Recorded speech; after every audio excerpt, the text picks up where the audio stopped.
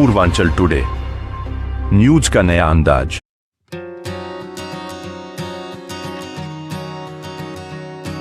Delhi police से भाजपाइयों ने उसे घसीटवाया।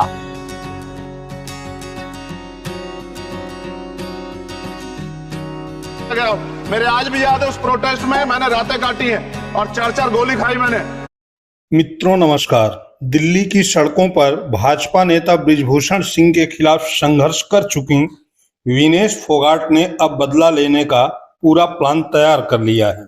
बृजभूषण को उन्हीं के दांव से उनको चित करने के लिए वे सियासी मैदान में उतरने जा रही हैं। उनके गृह प्रांत हरियाणा में चुनाव होने जा रहा है। ऐसे में वे पहला दांव यहीं आजमाएंगी।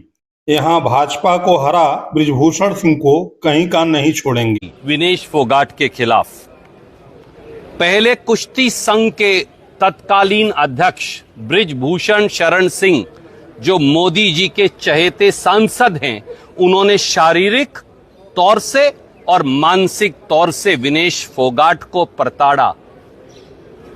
उसके बाद दिल्ली की सड़कों पर जंतर मंतर तक 140 दिन तक संघर्ष करने के बाद दिल्ली पुलिस से भाजपाइयों ने उसे घसीटवाया। उसके बाद भाजपा सरकार ने देश की उसी बेटी पर एफआईआर दर्ज करवाया। इन सब बातों के बावजूद भी हमारी बेटी विनेश फोगाट ने ना धैर्य खोया, ना शौर्य खोया, बल्कि हिंदुस्तान का तिरंगा ओलंपिक में लहरवाया। पार्टी हारेगी तो बृजभूषण सिंह हारेंगे। भाजपा को समझ में आएगा कि बृजभूषण को संरक्षण देना कितना महंगा पड़ा। पूरे प्लान को अंजाम देने के लिए विनेश ने कांग्रेस को चुना है। इसके लिए विनेश बुधवार को लोकसभा में विपक्ष के नेता व कांग्रेस सांसद राहुल गांधी से मिली।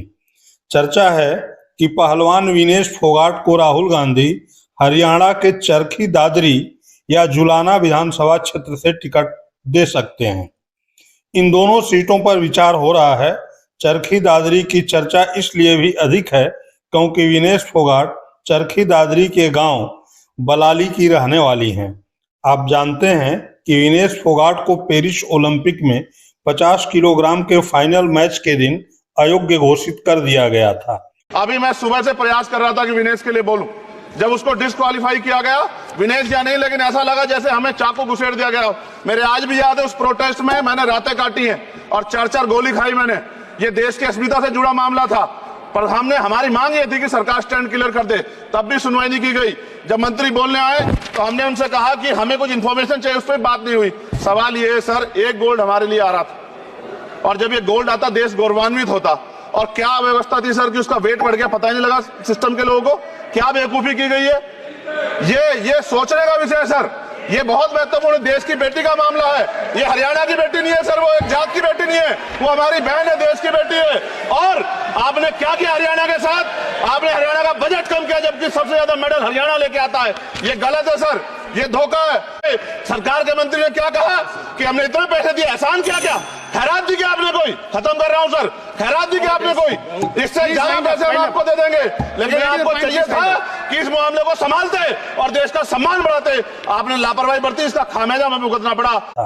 विनेश ओलंपिक में गोल्ड मेडल मुकाबला नहीं खेल पाई थी और उन्हें खाली हाथ आना पड़ा था। भारत लौटने पर विनेश फोगाट के समर्थन में एक रैली निकाली गई थी। इस रैली में कांग्रेस सांसद दीपेंद्र सिंह हुड्डा लगातार उनके साथ थे। भूपिंदर सिंह हुड्डा ने भी विनेश फोगाट का सम्मान करने की इच्छा जताई थी।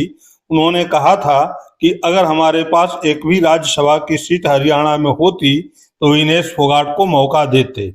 अब जबकि विनेश सीधे राहुल गांधी से मिली हैं तो यह माना जा रहा है कि वह हरियाणा से कांग्रेस से चुनाव लड़ेंगी। बहुत बहुत धन्यवाद।